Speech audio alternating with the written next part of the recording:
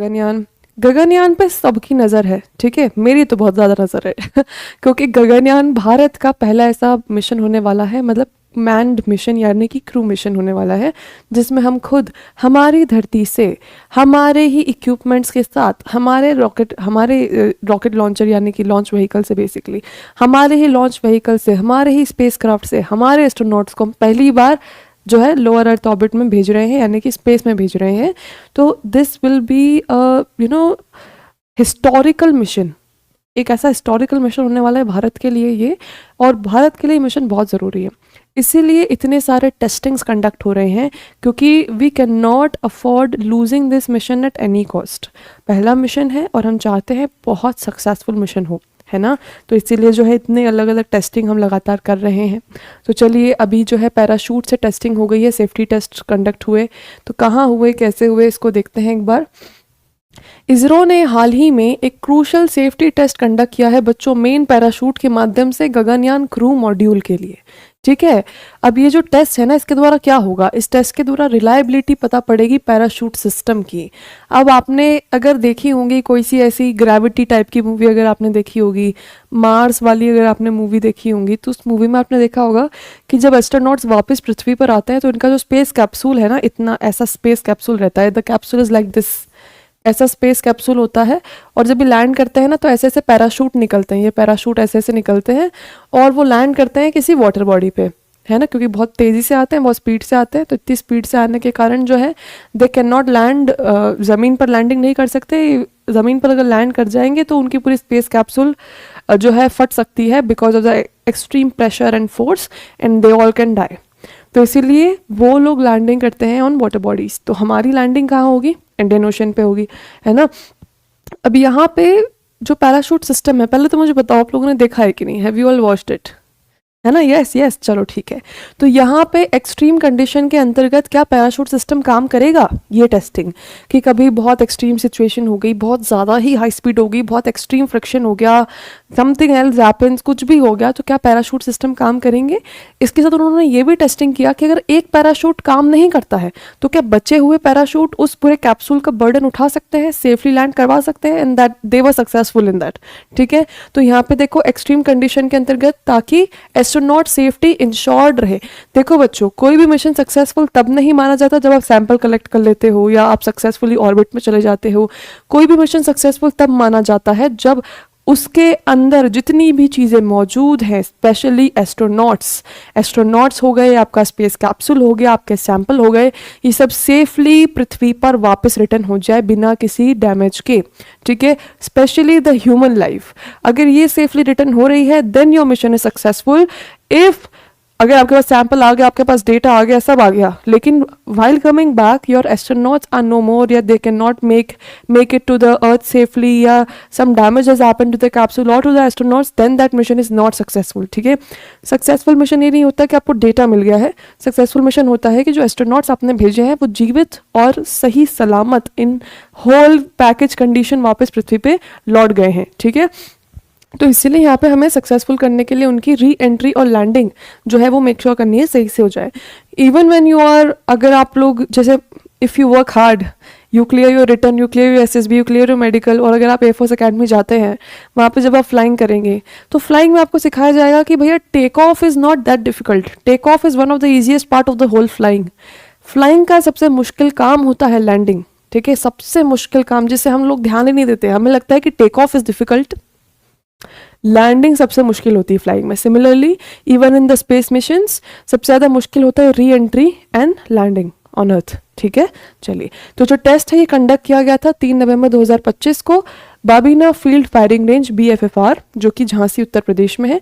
ये एक पार्ट है बच्चों integrated main parachute air drop test का, ठीक है। तो मल्टीपल टेस्ट हो रहे हैं IMAT के नाम से, integrated main parachute air drop test, IMAT के नाम से मल्टीपल टेस्ट हो रहे हैं। तो ये एक टेस्ट था जो 3 नवंबर 2025 को बाबीना फील्ड फायरिंग रेंज झांसी में कंडक्ट हुआ था, जो कि सक्सेसफुल हो गया। ये जो पैराशूट है बेसिकली, इसमें हम पैराशूट को देख रहे थे कि can it qualify for Gaganyaan mission. अब ये जो पैराशूट सिस्टम है बच्चों क्रू मॉड्यूल का, इसमें 10 पैराशूट हैं 4 टाइप के, ठीक है। तो ध्यान रखना है कितने पैराशूट हैं, 10 पैराशूट्स हैं और 4 डिफरेंट टाइप्स, और इसे एक कंट्रोल्ड सीक्वेंस में डिप्लॉय किया जाता है, एक के बाद there is a controlled sequence यानी नंबरिंग, उस हिसाब से ये ओपन होते हैं और डिप्लॉय होते हैं, ठीक है। तो डिप्लॉय होते हैं कंट्रोल्ड सीक्वेंस में, जिसमें एपेक्स होता है, सेपरेशन होता है, ड्रॉग होता है, पायलट होता है और मेन शूट उसके बाद ओपन होते हैं, ठीक है। तो मेन शूट एकदम से ओपन नहीं होते बच्चों। सबसे पहले आपने देखा होगा, कभी भी आपने पैराशूट्स के वीडियो देखे होंगे तो एक छोटा सा पैराशूट पहले ऊपर ओपन होता है, then the main chute opens. Did you all see that? देखा है कभी ऐसा? हमेशा आपने देखा होगा कि अगर ये बड़ा सा पैराशूट है तो उसके ऊपर एक छोटू सा पैराशूट टाइप भी लटका रहता है ना, दैट इज कॉल्ड एपेक्स, ठीक है। तो एकदम से मेन पैराशूट ओपन नहीं होता है ना, उसका एक प्रोसीजर होता है। तो पहले एपेक्स होगा, ड्रॉग होगा, पायलट होगा, ये सारे एक के बाद एक प्रोसीजर्स होते हैं। मैं आपके लिए फोटो भी लेकर आई हूँ so that you understand better. तो ये देखो, ये हमारी एक प्रकार से आप इमेजिन कर सकते हो इसको स्पेस कैप्सूल जैसा, है ना। तो ये जो है बच्चों हमारे ACS पैराशूट्स हैं, ठीक है। ये एपेक्स कवर सेपरेट, पहले कवर सेपरेट हुआ, ठीक है। फिर यहाँ से मोटर डिप्लॉय हुए, ये मोटर डिप्लॉय हुए, फिर उसके बाद ये छोटे छोटे ड्रॉग पैराशूट्स ओपन हुए, ठीक है। उसके बाद जो आप देखोगे इनके अंदर से 3 छोटे छोटे जो पैराशूट्स हैं वो निकल रहे हैं, and then these parachutes form into complete deployed main chutes, ठीक है। तो इस प्रकार से इनकी ओपनिंग हो रही थी। पहले एपेक्स कवर का सेपरेशन होता है, देखो पहले ये सेपरेशन हुआ, ये ऑरेंज जो है ये सेपरेट हुआ, अरे 2 मिनट बच्चों, ओके ये रहा। तो पहले ये एपेक्स कवर जो है ये लिड सेपरेट हुआ, फिर ये जो मोटर है ये डिप्लॉय हुए ड्रॉग के थ्रू, इसी के साथ ये जो डॉग हुए हैं ना ये पूरे डेवलप हो जाते हैं इसके अंदर, और फिर 3 पायलट शूट्स निकलते हैं जो कि 3 मेन शूट्स को फिर ओपन करेंगे बाद में। So this is how the whole parachutes will be opening when Gaganyaan mission will be returning back to earth, ठीक है, आफ्टर कंप्लीशन। तो यहाँ पे जो डिसेंट सीक्वेंस है ये इसी प्रकार से होता है जैसे मैंने आपको अभी बताया। एपेक्स कवर्स निकलेंगे, ड्रॉग शूट्स ओपन होंगे, पहले स्टेबलाइज होंगे, फिर उसके बाद पायलट शूट्स ओपन होंगे, फिर मेन शूट्स ओपन होंगे, है ना। अब यहाँ पे देखो जो मेन पैराशूट है ना ये स्टेप बाय स्टेप प्रोसेस में ओपन होते हैं, जो मैंने आपको यहाँ दिखा दिया है, ओके। ये इसीलिए ताकि जो जी फोर्सेस हैं वो एकदम से अप्लाई ना हो, एकदम से मेन शूट ओपन हो जाएंगे तो बहुत ज़्यादा एकदम से झटका लगता है, और जी फोर्स जो हमारी ग्रेविटेशनल फोर्स है क्योंकि वो बाहर से री एंटर कर रहे हैं इतनी स्पीड में, एकदम से मेन पैराशूट ओपन हो जाएगा तो there are chances that the parachute can be damaged and the landing can be problematic, ठीक है। तो इसीलिए वो step by step main chute open करते हैं, ओके। चलो अब यहाँ पे इस टेस्ट में इसरो ने पूरा एक्सट्रीम सिनेरियो तक सिमुलेट कर लिया था। यानी कि एक्सट्रीम सिनेरियो क्या होता है बच्चों, कि कोई सा एक पैराशूट फंक्शन नहीं कर रहा है, तो ऐसा भी हमने टेस्ट करके देख लिया कि क्या कभी ऐसा हो गया कि एक पैराशूट डैमेज हो गया तो क्या जो बचे हुए 2 पैराशूट हैं वो लोड ले पाएंगे।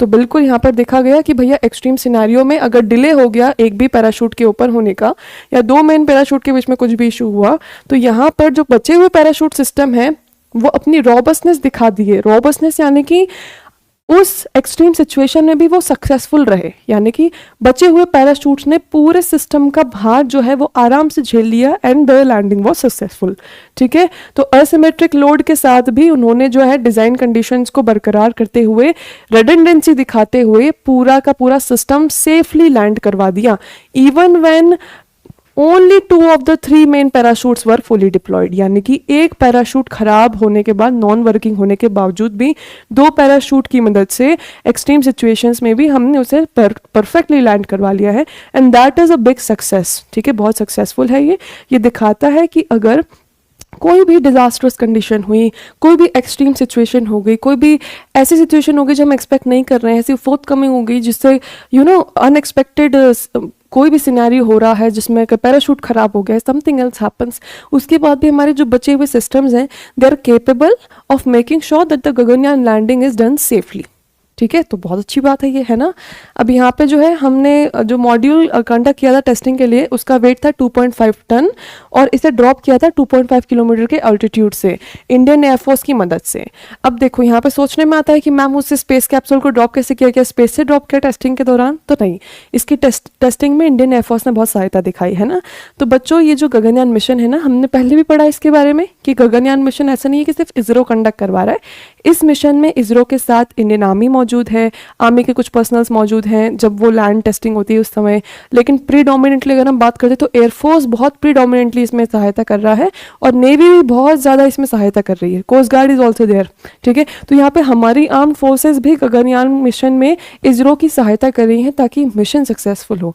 तो आपको समझ में आ रहा होगा कि मिशन कितना इंपॉर्टेंट है ना। चलिए, तो यहाँ पे जो है बच्चों IL-76 जो एयरक्राफ्ट है इंडियन एयरफोर्स का, उसकी मदद से 2.5 किलोमीटर की हाइट से हमने ये पूरा डिप्लॉय किया, और जब ये डिप्लॉय हो रहा था उसी समय हमने टचडाउन के पहले ये पैराशूट्स टेस्ट कर लिए। समझ में आ गया। तो जो कैप्सूल है उसे 2.5 किलोमीटर की ऑल्टीट्यूड से हमने ड्रॉप किया, किसके मदद से, उसको पहले हमने IL-76 एयरक्राफ्ट में रखा और उस एयरक्राफ्ट से हमने इसको जो है डिप्लॉय कर दिया फ्रॉम 2.5 किलोमीटर ऑफ हाइट। फिर वहां से जब वो नीचे फॉल हो रहा था तब पैराशूट की टेस्टिंग कर ली हमने। चलिए, अब गगनयान मिशन का वापस से हम रिवीजन कर लेते हैं। तो गगनयान मिशन जब लॉन्च हुआ था ना, जब इसके बारे में डिक्लेरेशन हुई थी बच्चों, तो ऐसे कहा था कि भारत का पहला मैन्ड क्रू मिशन होगा, यानी कि पहली बार हम भारत की जमीन से भारतीय एस्ट्रोनॉट्स को स्पेस में यानी कि अंतरिक्ष में भेजेंगे, लो अर्थ ऑर्बिट में भेजेंगे, जो कि 400 किलोमीटर का होगा। अब यहाँ पे खास बात, जब ये मिशन अनाउंस हुआ था at that time the mission cost was 10,000 crore, लेकिन अभी हाल ही में फरवरी 2025 में इस मिशन की कॉस्टिंग को डबल कर दिया, इसमें इन्वेस्टमेंट डबल कर दिया। So from 10,000 crore the mission is now shifted to, मतलब अगर 10,000 करोड़ भी नहीं, इनिशियली अगर हम एग्जैक्ट प्राइसिंग पे जाते हैं, so exact investment was 9,000 crore actually. ठीक है, तो मैं अप्रॉक्सीमेट 10,000 करोड़ बता रही हूँ। फिर अभी फरवरी 2025 में इसको डबल कर दिया, it double down to 20,000 crore. तो अब जो गगनयान में इन्वेस्टमेंट है, एक्चुअल इन्वेस्टमेंट, वो अराउंड 20,000 करोड़ का है। ठीक है, चलिए, तो यहाँ मैंने मेंशन भी कर दिया है उसे, ये रहा कि जो मिशन है बजट का वो 10,000 करोड़ पे एस्टिमेट किया गया था, लेकिन अभी जो है ये 20,000 करोड़ रुपीस पे इन्वेस्टमेंट बैठा है ना। अब हम पूरा बात करते हैं। तो गगनयान मिशन भारत का पहला ह्यूमन स्पेस फ्लाइट मिशन है, इंडिजीनियस है। हम जो है 3 क्रू मेंबर्स को यहाँ से भेजेंगे, a crew of 3 Indian astronauts. जो ऑल्टीट्यूड होगा, मतलब जो लोअर अर्थ ऑर्बिट होगा उसका कितना डिस्टेंस होगा, 400 किलोमीटर लो अर्थ ऑर्बिट रहेगा। और मिशन जो है 3 दिन तक के लिए लास्ट करेगा, 3 days mission will be there. The mission will be of 3 days, crew members are 3। Low earth orbit का जो पूरा हमारा डिस्टेंस रहेगा जो इस मिशन के अंतर्गत कवर करने वाले हैं 3 दिनों में, that will be 400 kilometre. Okay, चलिए, गगनयान जैसे कि मैंने बताया मल्टी एजेंसी मिशन है, जिसमें इसरो का तो मेन रोल है ही, लेकिन इसरो के साथ आपको DRDO, इंडियन एयरफोर्स, आर्मी और साथ में आपको नेवी, कोस्ट गार्ड का भी सपोर्ट मिल जाएगा, और अकेडमिया और इंडस्ट्री यानी कि अकेडमिया यानी कि मल्टीपल डिफरेंट टेक्निकल इंस्टीट्यूशंस, इनका भी आपको सपोर्ट यहाँ मिल जाएगा। ठीक है, ये जो लॉन्च व्हीकल है बच्चों, कौन से लॉन्च व्हीकल से अंतरिक्ष में जाने वाला है, तो GSLV Mark 3, भारत का सबसे ज़्यादा ताकतवर लॉन्च व्हीकल, जिसके पास सबसे ज़्यादा पेलोड कैपेसिटी है प्रेजेंटली। तो GSLV Mark 3 पहले कहते थे, अब इसका नाम परिवर्तित हो गया है, अब इसे LVM-3 कहते हैं। ठीक है, सो अगर कहीं LVM-3 अगर आपको लिखा हुआ दिख जाए तो कंफ्यूज मत होइएगा, यह GSLV Mark 3 LVM-3 ही है, दोनों का सेम ही है, मतलब बस नाम परिवर्तित हुआ है। ठीक है, चलिए, अब यहाँ पे गगनयान जो है बच्चों, ये हमारे indigenous technology, self reliance, space research, scientific research, international stature, space program, ये सब बूस्ट करेगा। स्वाभाविक सी बात है ना। तो I hope now you are understood the complete detail of Gaganyaan mission. और गगनयान मिशन जब एग्जीक्यूट होगा तो सबकी नज़र गगनयान मिशन पे होना चाहिए, क्योंकि भारत के लिए बहुत प्राउड का मोमेंट होने वाला है। ऑल्सो वन मोर थिंग, दिसंबर 2025 तक गगनयान मिशन की एक और टेस्टिंग होने वाली है। मैंने आप लोगों से पिछली बार डिस्कस किया था, इफ़ यू ऑल रिमेंबर, है ना। पिछली बार हमने देखा था कि गगनयान मिशन जो दिसंबर 2025 टेस्टिंग होगा उसमें व्योममित्र की मदद से टेस्टिंग करेंगे।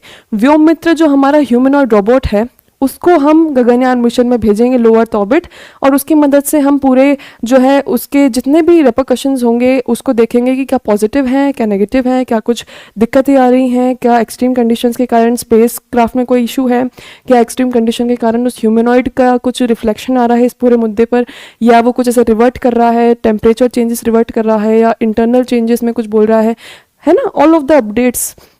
तो पहले हम इसे टेस्ट करेंगे ह्यूमनॉइड रोबोट की मदद से, जो कि हमें पूरे रिप्लाईज देगा about all of the updates and all of the changes that are happening inside. और जब वो सक्सेसफुल होगा तब 2026-2027 में फाइनली हम हमारा पूरा गगनयान मिशन एग्जीक्यूट करेंगे। Okay, so this was all about Gaganyaan mission. अब हम चलते हैं टू द नेक्स्ट न्यूज़। आगे देखो, don't use COP30 to change Paris deal, है ना। जैसे कि मैंने बताया, COP30 में